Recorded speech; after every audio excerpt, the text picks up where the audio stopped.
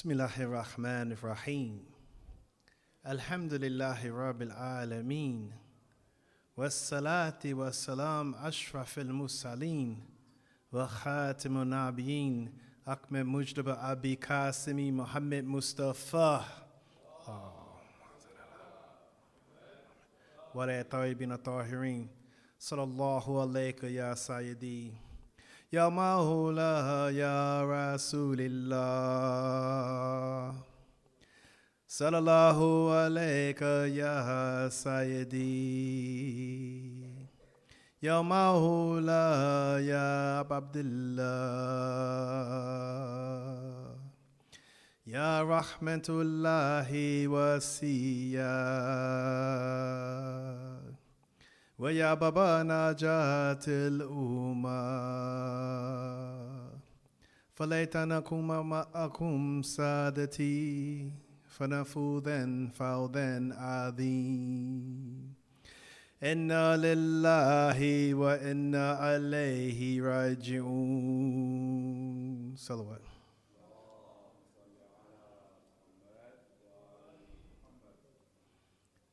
We are told that when Allah has created Adam, that he was in the paradise and he was lonely. So they said that Allah had put him in the state of, sleep. In the clay that was left over from creating Adam, he created Eve. So once Eve was created, Allah he woke Adam up. And when Adam saw Eve, she was the most beautiful woman he had ever seen in his life. And now the family has been created. When we look at society, we see that the family is the most important thing. That this has to be a man and a woman in the structure. And that the man has his role and the woman has her role as well. The role of the woman is to support the man as he go out and strive and to bring in the food and whatever it may be to the family and maintain that family while she encourages him as to support. And we find that it's so important, the woman, especially in Islamic perspective. So much so they said that with the woman that she is the, the paradise lays upon her feet. And then we hear other riwayat that one time a man, he went to Rasulullah, he asked about what can he do to do good. He said, do good to your mother. He said, well, my mother is not alive. He said, well, do good to your aunt because she plays the role as your mother when she's not around. He said, well, my aunt is not around there. He said, do good to your father. So we see that there is an importance of the woman in society, even from an Islamic perspective, as being a support for the man. Then we start to look at Rasulullah sallallahu alaihi wasallam. And when we look at him, we remember when he got the wahi, the revelation came down to him from Jibril, and the one who supported him was Khadijah. When he thought something was wrong, she encouraged him that something wasn't wrong. And then when he came with the Islam, she was the first to accept the Islam. She was his backbone. When it was time to go out and propagate this religion, she used her wealth to be able to spread this religion. So much so that she became poor, and all the benefit in which that we see today, she had never seen it. She never seen this. Then we look at the life of Amir al-Mu'mineen Ali alayhi salam. And who was the one who supported him? None other than the daughter of Rasulullah and Khadijah, Fatima Zahra. Then we start to look at when Imam Hussein, when he was about to go to Karbala, who was his support system? It was none other than his sister Zainab. When we look at Zainab, we see that Zainab, we don't know much about her because she is extremely pious. But she knows that when it was time for Imam Hussein to go on his trip, that she wanted to go with him. So she went to her husband and asked the permission, can I go with my brother? And in turn, he said, if you go, you have to take the 2 sons, on Muhammad. But we see that here it is. The sister is trying to support the brother, just like her parents were supportive of one another, just how her grandparents were supportive of one another. They supported one another. So we find that the backbone of every family is the woman that is encouraging the man to do things, or to encourage him to be strong and not to allow people to hurt him in this crazy world of ours. And then we start to look at Karbala. Did the women play any type of role in Karbala? Or how about before they even reached Karbala? Or how about when they were in Kufa? Was there any type of women presence? Because we always talk about the male presence when we look at the instance of Al-Seraj or Karbala or Kufa or wherever it may be. They said that there was about 20 women there, 10 of which was from the Ahlul Bayt and the others were from the companions of the Imam. And each of them was there with their children or with their husband, but it was all there to sacrifice or encourage those who went out and fight.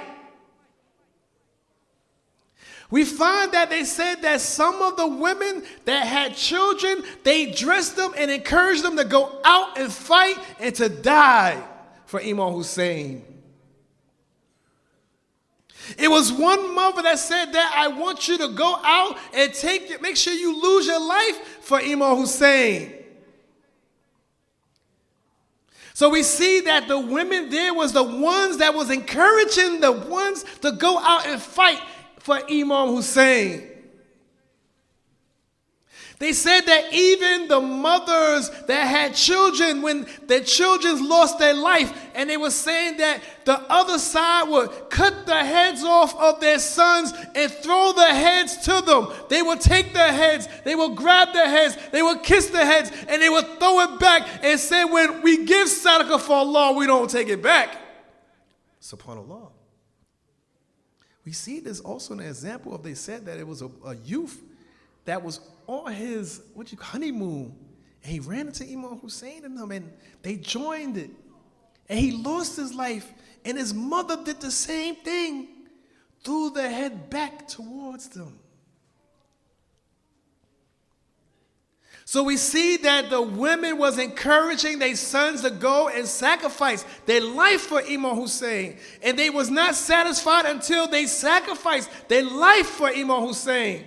They encouraged them to go and sacrifice their life for Imam Hussein because they realized that it was more important for them to do that than anything else. It was more important for them to do that than anything else. We see other personalities of women that actually encouraged or helped the mission of Imam Hussein. When we look at when Muslim ibn Aqil, when he was sent to Kufa ahead of time before the Imam went there, we remember that all of a sudden the people of that time, the rulers of that time, they started to suppress the people. So they made them afraid to help Muslim ibn Aqil to the point that he had to go wandering around looking for shelter and could not find a shelter until one lady came and she helped him. This lady named Tawa. Remember, she took Muslim ibn Aqil as the shelter and helped him to keep him away from any type of danger. She was willing to sacrifice her life for the representative of the Imam.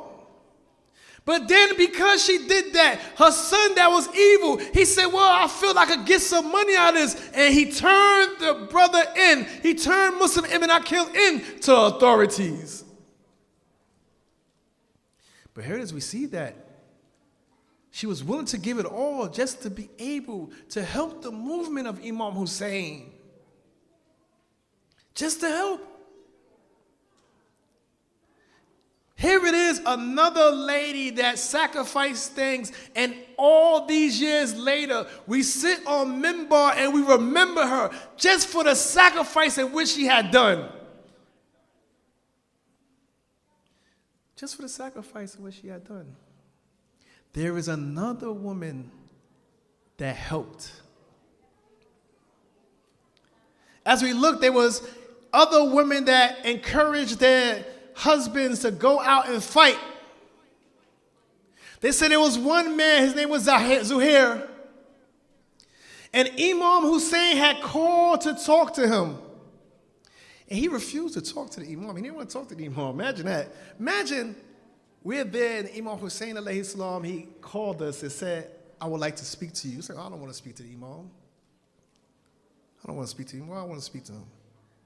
In turn, his wife said to him, how you cannot go to the son of the Prophet of Islam when he called upon you? How can you not go towards him? He calling upon you, but yet you don't want to go. This is the grandson of our beloved prophet. He wants to speak to you, but you do not want to go. This is the wife, the conversation in which the wife is given to her husband to encourage him to go and speak to our Imam. They said, then when he went to speak to the Imam, he came back and decided to take his wife into safety, and he go along with the Imam. SubhanAllah. This is the encouragement of the woman to make sure that this man does the correct thing. Don't lose out the blessing and not help the Imam when he's calling upon you. Another time in Kufa, they said that it was a woman and her husband. They saw that the army of Ibn Saud was leaving Kufa. And as they was leaving Kufa, she said, who is this? They said, oh, it's the army. Where are they going? They said, oh, they're going to fight Imam Hussein. They said, she said to herself, I wish my husband go and die for the Imam. Then he revealed to her that he felt the same way. They said, in turn, both of them went to go fight with the Imam. SubhanAllah. You see that here it is. The woman encouraged him. Because before, it might have just been a thought in his mind, and he would have probably never went forth with it. But when he heard that his wife was thinking the same thing, that he said, well, we should go. And they went. SubhanAllah. We have to understand not everybody is called for this type of meeting to be a martyr. I remember when I was in Iran a long, long time ago, and I was with one of my friends. And we went to go see the grave of the martyrs. Just a quick side note. So when we went to the graves, it was me, him, his father. His father was very old, very old, very old. So I said, Sayyidina, why you look so sad? He said, my brother first went to fight in the war, he died. Then my cousin, he went to fight in the war, and he died. He said, then I went to fight in the war, and I lived. He said, it's just I was not called for that, and I'm sad. So here it is. They got the call to go out and die. Feasibly Allah. And Allah allowed them to get martyrdom with Imam Hussein, subhanAllah. SubhanAllah. SubhanAllah. Then we look at another lady. They said that she was in the middle of Kufa. In the middle of Kufa she lived. She gathered all her servants and everybody that was there, and they all went out to fight with Imam Hussein alayhi salam. She took everybody with her to fight with Imam Hussein. So we see that the women was pushing the men also to go out to sacrifice themselves for Imam Hussein. Then on the other hand, we start to look at the women that was with the men that was on the opposition of Imam Hussein. And how did they feel? What did they do? Because they was with men that was against Imam Hussein. Did they allow them to continue to build against Imam Hussein? Did they talk to them in a way so they realized what they was doing was wrong? What did they do? We found that there was an incident. We realized they said that Imam Hussein, he had a helmet that was made out of fur. And one of the guys that was on the army of the Umayyads, they said that when the Imam was martyred, he got the helmet of the Imam. He washed the blood of the Imam's head, of the helmet. He brought it to his wife in almost like, how can you say, something that's covered like a platter. And he said to her, oh, I have a present for you. And when he showed it to her, she said, I can't believe that you brought the helmet of the grandson of the prophet into this house. Oh, I should have listened to my friends when they say you was a wicked, miserable person for you to get out of here. She was not happy that he brought the helmet of the Imam here. So that means she knew that he was a part of those who helped slaughter the Imam, and she was not happy about that. She wasn't happy about that. Then we look at another incident that they said it was one person, A'udhu Billahi, that he had the head of the Imam, of Imam Hussein. And this is because he couldn't place it somewhere else, so he had it with him. And he showed it to his wife. He said, also, I have a present. And he showed her the head of the Imam. She said, usually a man will bring a woman gold and silver or jewelry. How can you bring the son of Fatima Zahra's head in this household for you to get out of here? I will not stay here with you. Here it is. She's telling him that I will not stay here with you. How can you bring the head of the son of Fatima Zahra here? They said that when Mukhtar came into power, they said that they were starting to look for this man. When they walked to his house, Mukhtar saw his wife coming out. He said to her, where's your husband? She said, I don't know, pointing towards the bathroom where he was hiding. They said they got him out the bathroom and killed him because of this. You see that here it is, even though she's with the man that's on the opposition of Imam Hussein, when it was time for them to get justice, she was still on the side of Imam Hussein because she pointed and said, oh, I do not know where he is. I don't know, but her finger saying he is in the bathroom hiding.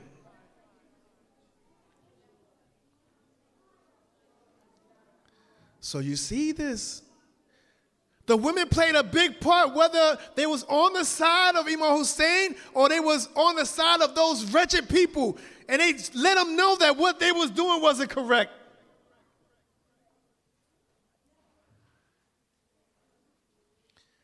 They let them know what they was doing wasn't correct. Not at all. It was something that was not correct.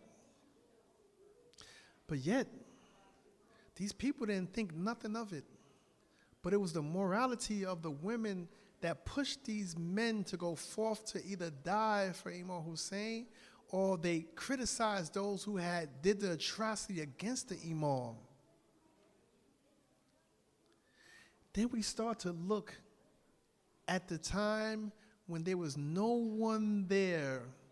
All the men had lost their life on the plains of Karbala, and the people started to go towards the tents and try to loot the tents. And all that was there was the women, Imam Zain al-Abidin, and maybe his son, Imam Bakr, alayhi salam. They said that a woman that was on the other side, that when she saw them trying to do this, she started to fight against those men that was on her side because she saw that it was the women there that they was trying to attack.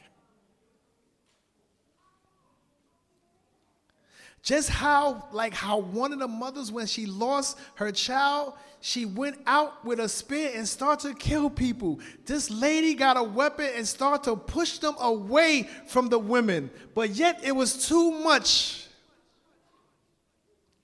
So now we start to look at the incident of what's going on in Karbala, what's going on after everybody is no longer there, and they start to loot the campground. We have to now know that he left Zainab there all alone in a place where the tents are burning. This is not the first time that Zainab was somewhere that it was burning. Years before, she was in the house when they set the door of Fatima's house on fire. She was in the house. So now she went through two atrocities. The fire that was at the house of Fatima. Now the fire that's at the tent of Imam Hussein. But this time Imam Hussein is not there to help. She is all alone. So she has to be the one that speaks out towards the atrocities that's going on.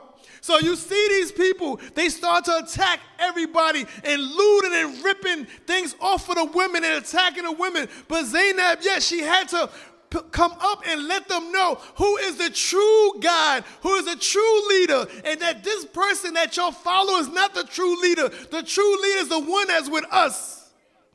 So she had to step up and be that one at that moment while her nephew is sick and can't rise up. She was the one when she started to speak out over and over and over and let them know about the atrocity in which they have done to the family of Rasulullah.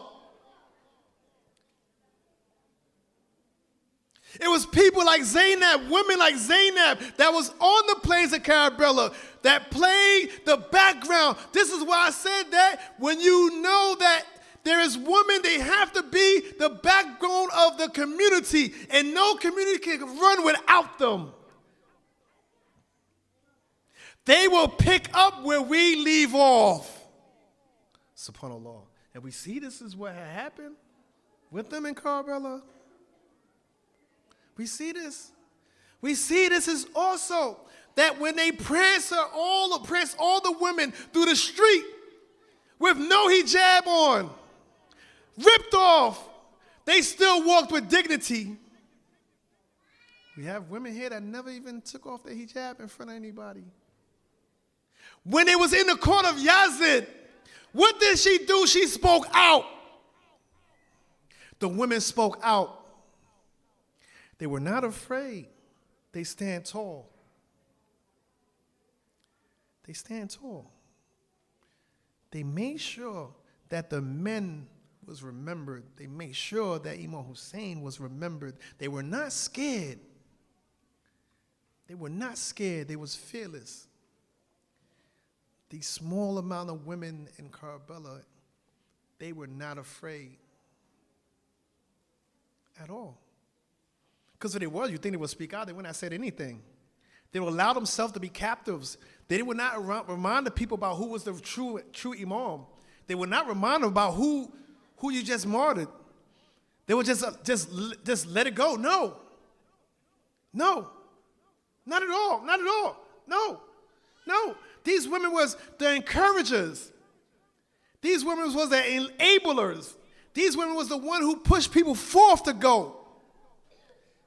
People realized that life in this world in oppression is worse than anything else.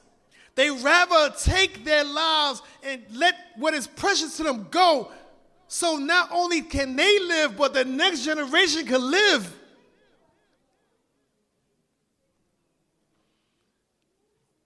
And this is why these women are immortalized and always remembered, because of what they have done to support the brothers and sisters that was in Karbala that lost their lives for all they wanted to do is to enjoy what is right and forbid what is wrong. That's all. Bismillahirrahmanirrahim. Wa asina al-insana la fi khusr alladhina amanu wa aminu salihati wa tawassaw bil haqqi wa tawassaw bis sabr wa akhwa da'wana walhamdulillahi rabbil alamin wa sallallahu Muhammadin wa alihi tahirin.